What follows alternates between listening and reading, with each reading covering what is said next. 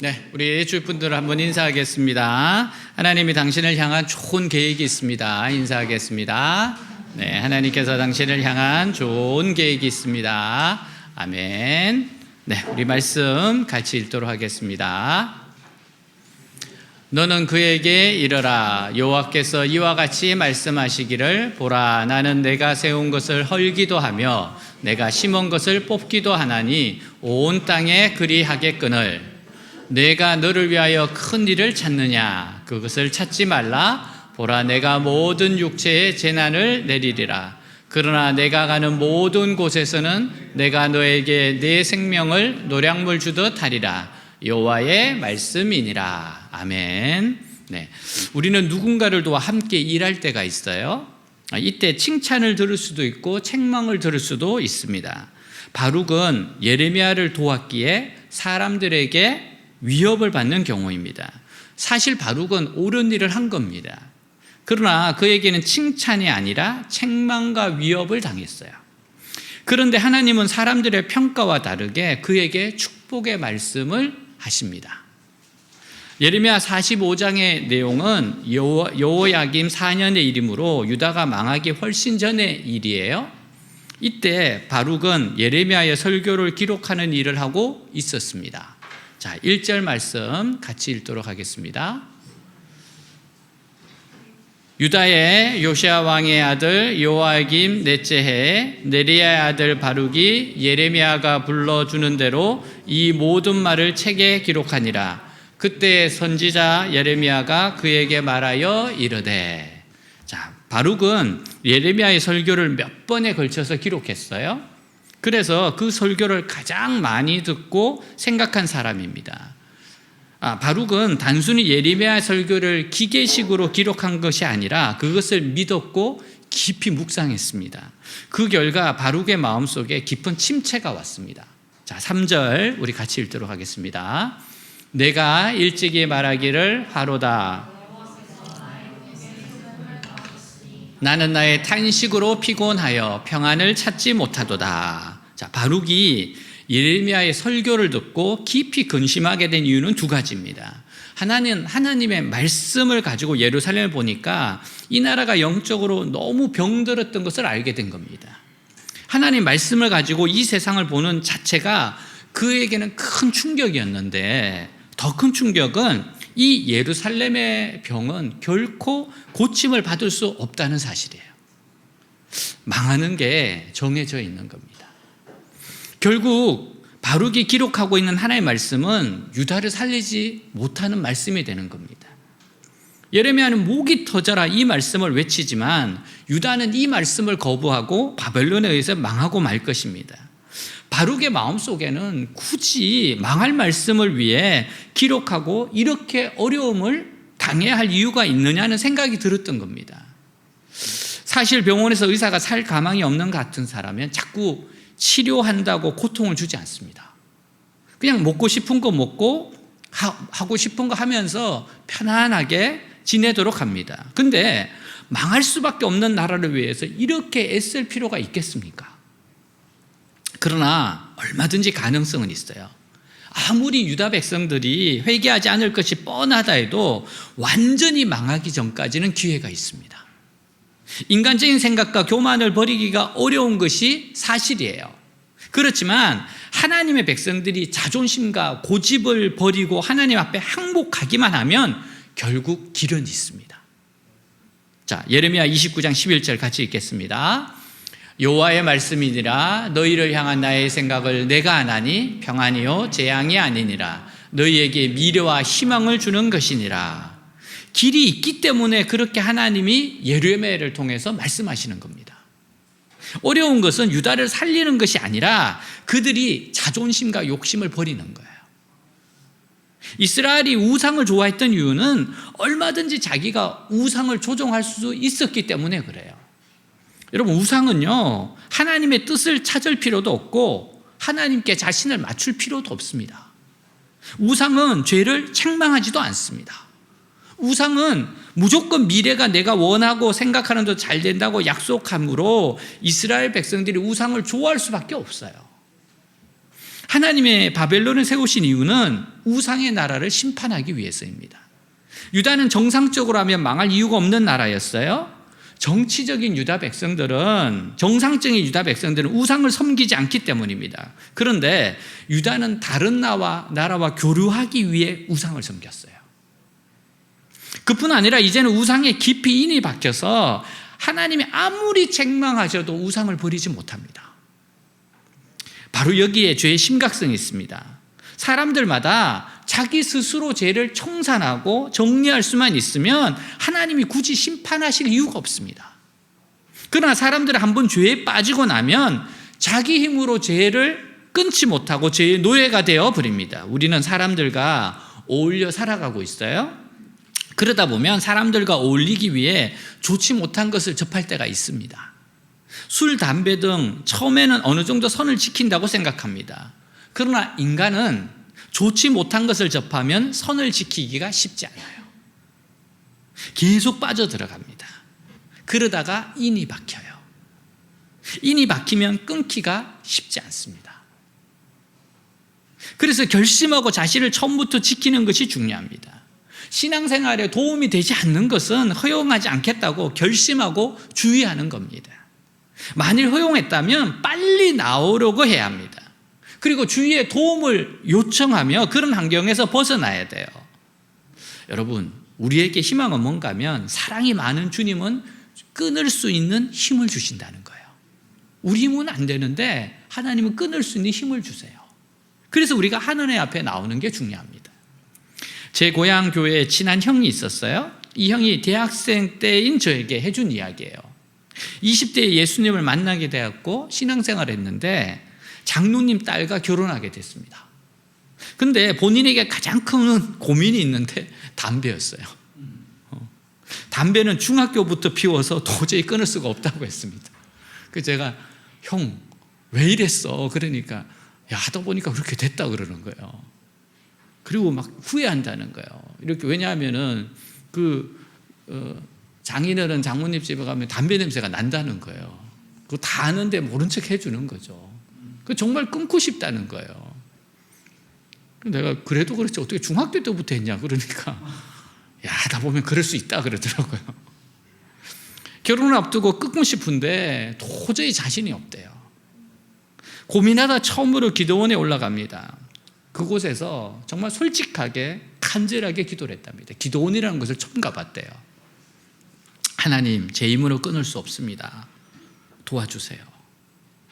하나님 도와주세요. 제 힘으로 끊을 수 없습니다. 이거 안 됩니다. 저한테 너무 인이 박혀서 안 됩니다. 자기가 너무 잘하는 거예요. 이렇게 기도하고 나서 또 담배 피우러 갔어요. 시간이 되면 이제 가야 되잖아요. 근데 담뱃불에 붙이고 담배를 딱 하는데 쓰더래요. 처음이랍니다. 담배가 써서 너무 깜짝 놀랐대요. 본인이 놀랐어요. 그리고 나서부터 담배 생각이 싹 사라졌는데 이것이 자신의 큰 간증이라고 저한테 해주더라고요. 저보고 대학생인 저한테 야, 내가 다른 건 몰라도 이 간증 하나 있어. 그러면서 저보고 너도 뭐 있으면 기도원에 가라. 기도원에 가라. 우리나라에 최강이라고 하는 여배우도 이런 간증이 있습니다. 네. 아주 나이가 많은데 너무 젊어 보이는 배우잖아요. 네. 그녀는 어릴 때부터 언제 다 살지 하는 생각을 할 정도로 꿈이 없는 청소년 시절을 보냈어요. 언제 죽을지를 생각하며 하루하루를 보냈습니다. 근데 돌이켜보니까 그게 우울증이라는 것을 나중에 알게 됐대요. 하지만 겉으로는 사람들에게 밝게 행동했어요. 그러면서도 사람들과 헤어지고 집으로 돌아와 문을 닫으면서부터는 눈물이 나요. 불도 안 켜고 밥도 가족들과 함께 먹지 않고 혼자 시켜서 먹습니다. 사람들과 함께 먹으면 쉽게 체한다고 해요. 짜장면을 먹으면서도 한 입 먹으면 눈물이 주르르 흘러나왔다고 합니다. 자존감이 너무 낮아 니까짓 게 하는 마음이 너무 심하게 들어와 자해를 할 정도였대요. 자존감은 낮았어요. 하지만 자신의 피로 남을 살릴 수 있다는 생각에 헌혈도 하고 골수기정도 하곤 했어요. 사람들이 어려운 일 했다며 박수를 쳐주었지만 정작 자신은 살기 힘들었어요. 봉지에 술을 담아서 덜덜 떨면서 마시고 문을 닫은 채 울면서 살았어요. 당장 술, 담배를 끊고 자신이 좀 괜찮은 사람이 되고 싶은데 마음처럼 잘 되지가 않는 겁니다. 인생의 절벽에 놓였을 때 최강희는 하나님께 나아갑니다. 매일마다 새벽 기도에 나가 울면서 기도합니다. 그런데 어느 날 예배가 끝나고 통성으로 기도하는데 갑자기 눈물이 터져요. 그녀는 주님께 살려주세요 라는 기도를 하게 됩니다. 하나님, 저 의지 박약인 거 아시죠? 이렇게 만드셨잖아요. 아무것도 끊을 수 없고 나는 이렇다고 도와주세요라고 했는데 그 기도가 상달이 됐다는 거예요. 그 이후로 술, 담배를 아예 안 하기는 어려우니까 조금씩만 할게요 라는 마음을 먹게 됐어요. 줄일게요. 시간이 지날수록 술을 괜히 마신 것 같고 담배도 괜히 핀 것 같은 마음이 들어오다가 어느 날 갑자기 술, 담배가 끊어졌다 합니다. 우울증에서도 벗어나게 됐어요. 하나님을 만나 어린아이처럼 기뻤습니다. 성경이 너무 좋아 독서실에 가서 정말 열심히 읽었답니다. 이후 엄청나게 바쁜 스케줄에도 주일 예배와 새벽 기도를 빠지지 않았어요. 하나님의 말씀을 전하겠다고 하는 생각도 하게 됩니다. 그렇게 그녀는 대학로에 나가 스케치북에 글을 써서 들고 있는 스케치북 전도도 했대요. 이거 영화의 그런 장면 같잖아요.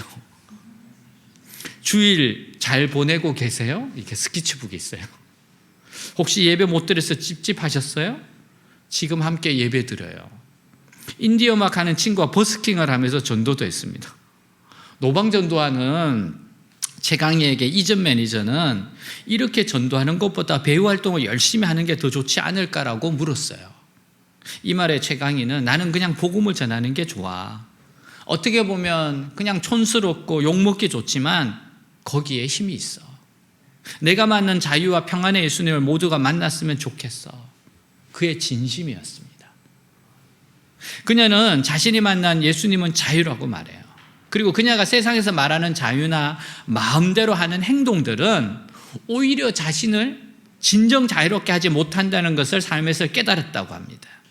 세상의 자유는 누리면 누릴수록 찝찝하고 다음에 수습해야 하고 결국 내가 점점 더 죽어가는데 주님이 주시는 자유는 진정한 자유라는 것을 알게 됐다는 거예요. 그녀는 모든 분들이 진짜 자유를 한번 맛보면 좋겠다고 합니다. 그녀는 자신이 만난 예수님을 모두가 만나기를 바란다고 해요. 사랑하는 여러분, 하나님은 우리를 힘을 주시는 분이세요. 죄를 끊을 수 있는 힘을 주십니다. 변화될 수 있는 힘을 주시는 분이에요. 그래서 우리에게 소망이 하나님께 있는 겁니다. 하나님은 바룩에게 이렇게 말씀하세요. 4절입니다. 너는 그에게 이르라. 여호와께서 이와 같이 말씀하기를 보라. 나는 내가 세운 것을 헐기도 하며 내가 심은 것을 뽑기도 하나니 온 땅에 그리하겠거늘. 하나님은 이 세상에 못하시는 것이 없습니다. 즉 하나님은 심었다가 얼마든지 뽑기도 하시고 세웠다가 헐기도 하세요. 이 세상이 일시적으로는 사람의 뜻에 따라 이루어지는 것 같지만 결국 사람을 뽑고 심는 것은 모두 하나님이 하시는 겁니다. 여러분, 대통령을 세우는 분도 하나님이시고 뽑는 분도 하나님이십니다. 그래서 하나님이 한번 뽑으라고 하면 사람이 아무리 붙들어도 소용이 없어요. 또 하나님이 심으라고 하시면 사람이 아무리 뽑으려고 해도 안 되는 겁니다. 자, 역대상 29장 10절 12절 말씀 같이 한번 읽겠습니다. 그때 다윗은 모든 군중 앞에서 여호와를 찬양하여 이렇게 말하였다. 우리 조상 이스라엘의 하나님 여호와여, 주는 영원히 찬양을 받으소서. 능력과 영광과 승리와 위엄은 다 주께 속하였으며 하늘과 땅에 있는 모든 것이 다 주의 것입니다. 여호와여, 만물을 다스리는 주권이 주께 있습니다. 부와 존귀가 주께로부터 나오고 주가 만물을 다스리시며 주의 손에 능력과 권세가 있으니 사람이 위대하고 강하게 되는 것이 주의 손에 달려 있습니다. 아멘. 여러분, 그래서 우리가 하나님께 의지하는 겁니다. 하나님을 붙잡는 겁니다. 하나님께 나와서 하나님께 기도하는 겁니다. 이런 속담이 있죠. 기는 놈 위에 걷는 놈이 있다. 걷는 놈 위에 뛰는 놈이 있다. 뛰는 놈 위에 나는 놈이 있다. 여기서 속담은 마칩니다. 근데 여러분, 사랑하는 여러분, 우리는 나는 놈 위에 하나님이 계세요. 이게 하나님의 주권입니다. 나는 놈들이 위에 하나님이 계시다니까요. 모든 것을 다스리는 분이 하나님이시라니까요. 사람을 강하게 하는 것 하나님이시라니까요. 우리가 이 세상에서 성공하고 승리하는 비결은요, 하나님 말씀에 깊이 뿌리를 내리는 겁니다. 우리가 방향만 바로 잡고 교만하지만 않고 몰래 죄만 짓지 않으면 우리는 반드시 성공하게 되어 있습니다. 그런데 유다 백성들이 이것을 믿을 수가 없었던 거예요. 하나님 말씀을 믿지를 못하는 겁니다. 뭔가 다른 거를 해야 된다고 생각하는 거예요. 여러분, 이때 바룩이 무슨 거창한 계획을 세웠던 것 같아요. 그런데 하나님은 그것을 하지 말라고 말씀하십니다. 5절 같이 읽겠습니다. 내가 네 자신을 위해서 큰 일을 추구하느냐? 너는 그런 것을 추구하지 말아라. 내가 모든 백성에게 재앙을 내리겠다. 그러나 내가 어디로 가든지 내 목숨만은 살아남을 것이다. 이것은 나 여호와의 말이다. 이때 바룩이 무슨 계획을 세웠는지 알 수는 없어요. 어쩌면 나라와 민족을 위해서 무엇인가 하려고 한 것 같기도 합니다. 그러나 하나님은 바룩에게 그렇게 하지 말라네요. 그 이유는 유다의 병은 너무나 깊어 오직 바벨론에게 멸망이라는 대수술 외에는 길이 없었기 때문이에요. 바벨론에 망하는 건 하나님의 수술이라는 겁니다. 자, 로마서 12장 2절 같이 읽겠습니다. 너희는 이 세대를 본받지 말고 오직 마음을 새롭게 함으로 변화를 받아 하나님의 선하시고 기뻐하시고 온전하신 뜻이 무엇인지 분별하도록 하라. 아멘. 우리는 질문을 하고 생각을 해야 됩니다. 모든 일에 대해서 질문을 하고 생각을 해야 돼요. 하나님이 기뻐하시는 것이 무엇일까? 내가 순종해야 될 것이 무엇인가? 주님께 기도로 묻고 주님의 선하시고 기뻐하시고 온전한 뜻을 찾아야 합니다. 그리고 순종하는 겁니다. 하나님이 기뻐하시는 것, 하나님이 순종을 원하시는 것, 그것을 딱 적용하는 겁니다. 결국 하나님은 유다를 우상에서 건지기 위해 바벨론 멸망과 포로라는 방법을 사용하셨습니다.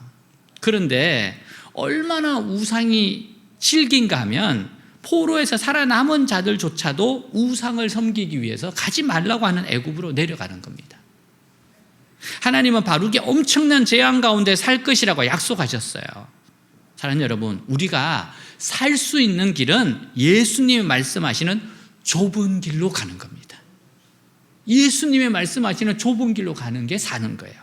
만일 우리가 넓은 길을 사랑한다면 유다 백성들처럼 멸망할 수밖에 없습니다. 하나님의 말씀 없이 세상의 출세를 사랑하는 결과는 비참한 인생의 실패요, 멸망입니다. 설사 바룩처럼 좁은 길을 사랑했기 때문에 어려움을 당할지라도 이것이 풍성한 길을 사는 길임을 알아야 됩니다. 이게 풍성한 삶이에요. 내가 하나님의 길을 간다고 해서 어려움을 당했다고 해서 실망하지 마십시오. 그게 바로 풍성한 삶입니다. 어느 성도가 인생의 고비마다 하나님께 이렇게 기도하곤 했습니다. 주님, 제 길을 인도해 주세요. 하지만 어느 날 깊은 묵상의 시간 중에 마음의 울림이 들렸어요. 내가 너의 인도자가 아니라 주인이라면 어떻겠니? 인도자가 아니라 주인이라면. 그 순간 그는 자신의 신앙이 늘 도움이 필요한 순간에만 주님을 찾고 방향을 몰랐을 때만 그분의 지도를 구해왔음을 깨달았습니다. 마치 내 인생의 운전대는 내가 지고 주님은 옆자리에 앉아서 길을 안내하는 내비게이터처럼 여겨왔던 거예요. 그걸 딱 깨닫는 겁니다. 하지만 주님은 단순한 조언자가 아닙니다. 주님은 내 인생의 주인이세요. 내가 따르는 절대적인 권위이십니다. 주님을 옆에 모시는 손님처럼 대하지 말고 내 삶 전체의 주도권을 맡겨드릴 때 비로소 참된 평안과 방향이 생기는 겁니다. 맡기는 거예요. 내 인생을 딱 맡기고 주인이고 나는 옆자리에 타고 가는 겁니다. 예전에 해외 토픽에 호텔에서 공항까지 가는데 이렇게 타는 사람이 늦은 것 같아요. 시간이 모자라요. 그러니까 택시를 딱 탔는데 이분이 택시 운전사한테 제가 운전해도 되겠습니까? 시간이 없어서. 그러면서 제가 따블로 드리겠습니다. 그러니까 택시 운전자가 고민 좀 하다가 그러시라고. 그리고 나서 이 사람이 자기가 운전하고 가는데 운전을 너무 잘하는 거예요. 이런 건 처음 봤습니다. 막 이렇게 막 영화에 보면 막 이렇게 돌고 막 빠져나가고 그런 거 있잖아요. 옆에 있던 기사가 마음이 너무너무 조마했는데 운전을 너무 잘하는 거예요. 그래서 시간 안에 오면서 주는 거예요. 2배로 딱 주는데 그 사람이 누구인가 하면 F1 그 스포츠카 우승했던 사람이었거든요. 그러면서 이 이야기를 그 택시 운전사 가는 거예요. 내 생에 이렇게 멋진 운전은 처음 봤다. 맡기는 겁니다. 하나님, 내 인생 맡아주세요. 하나님이 운전하시고 저 옆에 타고 갈게요. 이걸 바꿔야 된다는 거예요. 오늘도 우리 안에 이런 질문을 던져봅니다. 나는 주님을 정말 주님으로 모시고 있는가? 아니면 필요할 때 찾아오는 손님처럼 대하고 있는가? 삶과 죽음의 모든 순간 속에서 내가 주의 것입니다라고 고백할 수 있기를 바랍니다. 주님이 이끄시는 자리에서 주님을 위해 살고 그분과 함께 걷는 오늘 되시기를 바랍니다. 주님은 나의 조력자가 아니라 나의 왕이십니다. 여러분, 이렇게 살면 절대 후회 없는 삶을 삽니다. 하나님 가장 좋은 길로 인도하시는 분입니다. 로마서 14장 8절 같이 읽겠습니다. 우리가 살아도 주를 위하여 살고 죽어도 주를 위하여 죽나니 그러므로 사나 죽거나 우리가 주의 것이로다. 아멘. 우리가 하나님 한 분만 바로 믿고 죽자라고 각오할 때요, 하나님의 능력이 우리 삶 가운데 나타날 겁니다. 한 이야기로 마칩니다. 30년 전에 스페인의 교회를 개척하신 한국 목회자 부부가 계세요. 그래서 교회를 너무 아름답게 잘 세웠습니다. 근데 사역을 하던 중에 갑자기 목사님이 심장마비로 돌아가셨어요. 그래서 사모님이 딸 5을 데리고 귀국했어요. 이제 홀로 딸 5을 키워야 됩니다. 첫째가 대학에 가게 될 나이가 됐어요. 주위의 친척들에게 등록금을 부탁했습니다. 본인도 열심히 일하지만 딸이 5이잖아요. 근데 친척들이 여자애를 대학 보내지 말고 공장에 보내라고, 공장에 보내서 일하게 하라고. 지금 이 집에서 어떻게 지금 대학을 보내느냐고. 너무 가슴이 아픕니다. 하나님께 나가서 기도를 해요. 하나님, 딸 5 어떻게 해야 합니까? 그렇게 기도를 하는데 마음속에 하나님이 그러시는 것 같아요. 오늘부터 집에서 자지 말고 성전에서 기도하며 자라. 교회 가서 기도하며 자라는 거예요. 사찰 집사님께 부탁을 해서 성전에서 기도를 합니다. 교회를 안 열어주는데 부탁을 해서 기도를 해요. 그러니까 집에서 잠을 자지 않고 교회에서 자는 겁니다. 1달, 2달, 6개월, 1년 6개월, 2년이 되었습니다. 분명 하나님이 기도하라 그러는데 아무 일도 없어요. 이때까지 등록금도 오지 않았습니다. 끝까지 하나님의 응답을 기다리며 포기하지 않고 기도합니다. 포기하지 않아요. 끝까지. 다른 대안도 없습니다. 하나님, 우리 딸 5 어떻게 하면 좋아요? 주님, 어떻게 하면 좋아요? 이렇게 기도하는데 어느 날 사모님 앞에 2 손이 딱 보이더랍니다. 순간 이거 하나님의 손이다. 하나님의 손이다. 딱 손이 보이는 순간 사모님이 이렇게 기도했습니다. 첫째 딸 맡기고, 둘째 딸 맡기고, 셋째 딸 맡기고, 넷째 딸 맡기고, 다섯째 딸 맡기고, 그리고 손이 없어지더래요. 손이 나타나니까 맡기고, 빨리 맡기고, 하나님 앞에 맡겼답니다.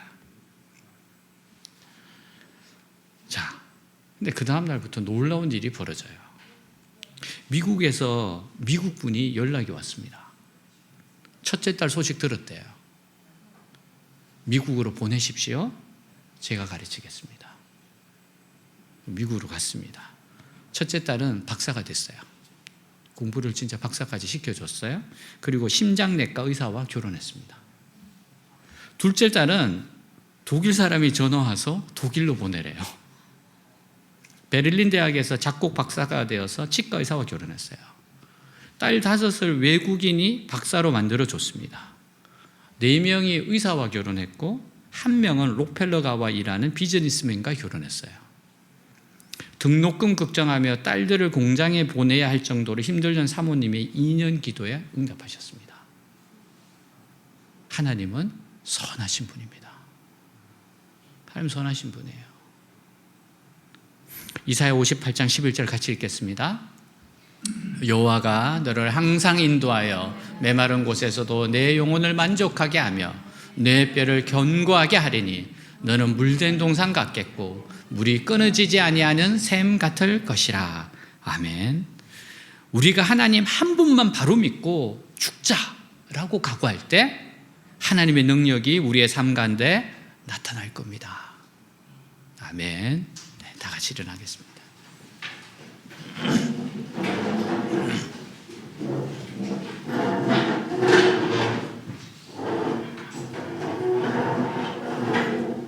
하나님이 너에게 생명을 주리라 약속하셨어요.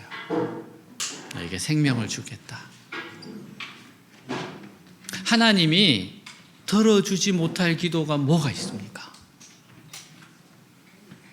중요한 게 이겁니다. 내가 하나님 한 분 바로 믿고 죽겠다. 내 삶의 주인 하나님이시다. 하나님께 내가 맡기고 하나님 옆에서 따라가는 인생 되겠다. 하나님 맡기는 인생 물된 동산같이 됩니다. 하나님의 손이 우리에게 보여주시면서 여러분 우리가 어떻게 기도해야 될까요? 하나님 내 인생도 맡깁니다. 내 인생 맡깁니다. 여러분 내 인생은 정말 맡깁니다. 하나님 붙잡아 주십시오. 오늘 이렇게 기도하시기 바랍니다. 기도하겠습니다. 하나님 아버지 감사합니다. 여호와가 너를 항상 인도하여 메마른 곳에서도 내 영혼을 만족하게 하며 내 뼈를 견고하게 하리니 너는 물된 동산 같겠고 물이 끓어지지 않은 샘 같을 것이라. 하나님, 하나님을 신뢰합니다. 하나님을 믿습니다. 내 인생을 맡아주십시오. 주님이 이끌어 주십시오. 저는 주인이 아닙니다. 저는 옆자리에 있습니다. 주님이 내 인생의 주인이시고 저는 주님의 차에 타고 있습니다. 하나님 내 인생의 주인이 나가 아닙니다. 내 인생에 나는 왕이 아닙니다. 나는 주님의 종이고 주님의 자녀이고 주님을 따라갑니다. 내 인생을 주님 앞에 맡깁니다. 누구도 내 인생을 어떻게 할 수 없습니다. 하나님 저는 주님 앞에 내 인생을 드립니다. 내 인생을 맡깁니다. 하나님 제 인생을 맡아주시고 인도해 주시옵소서. 내 모든 것을 아시고 인도하시는 주님, 주님께 맡깁니다.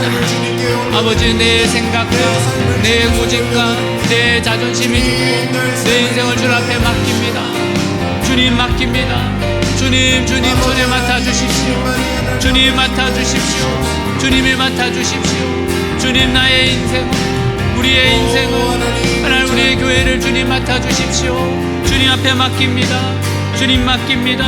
물된 동산으로 인도하시고 너에게 생명을 주리라 하신 주님께 맡깁니다. 오 주님께 맡깁니다. 주님 맡아주시옵소서. 주님께 자꾸 맡깁니다. 주님께 맡깁니다. 주님 인도하시옵소서. 내 인생을 맡아주시옵소서. 주님 오직 주님께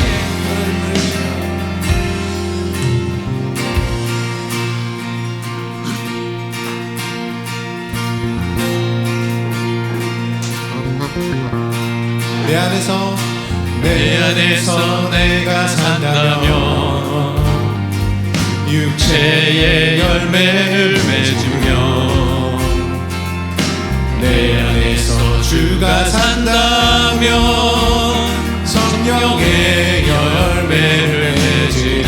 내 안에서 내가 산다면 내 안에서 내가 산다면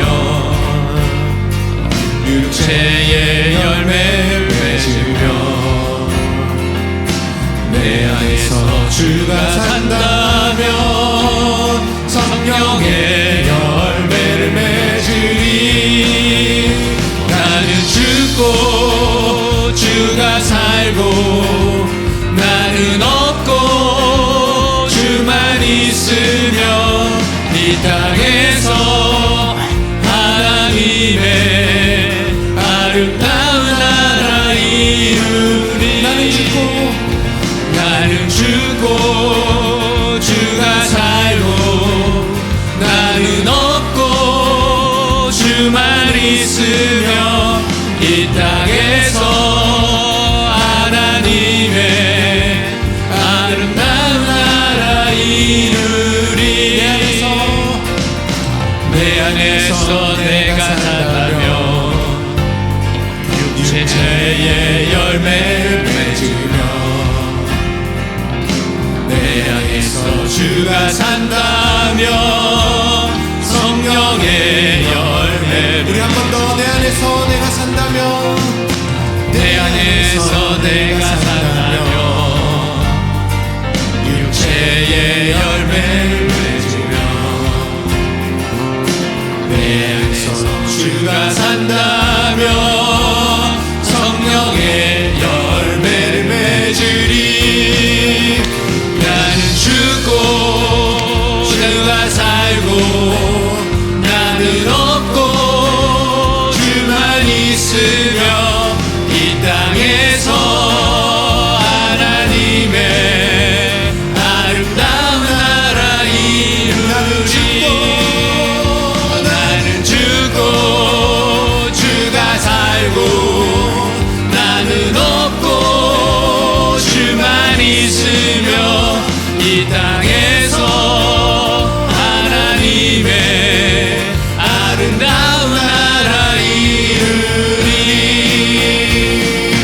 나는 죽고 주가 살며 나는 죽고 주가 살며 나는 죽고 주가 살며 주의 나라 이루리. 우리 한 번 더. 나는 죽고 주가 살며 나는 죽고 주가 살며 나는 죽고 주가 살며 나는 죽고 주가 살며 주의 나라 이루리. 나는 죽고 주가 살고 나는 없고